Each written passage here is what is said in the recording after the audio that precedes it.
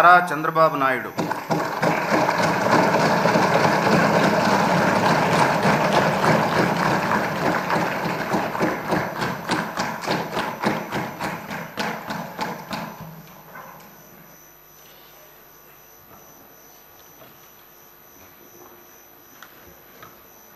నారా చంద్రబాబు నాయుడు అనే నేను శాసనసభ సభ్యునిగా ఎన్నిక అయినందున శాసనం ద్వారా నిర్మితమైన భారత రాజ్యాంగం పట్ల నిజమైన విశ్వాసం, విధేయత చూపుతానని, భారతదేశ సార్వభౌమాధికారాన్ని, సమగ్రతను కాపాడుతానని, నేను స్వీకరించబోయే కర్తవ్యాన్ని శ్రద్ధాశక్తులతో నిర్వహిస్తానని దైవ సాక్షిగా ప్రమాణం చేస్తున్నాను.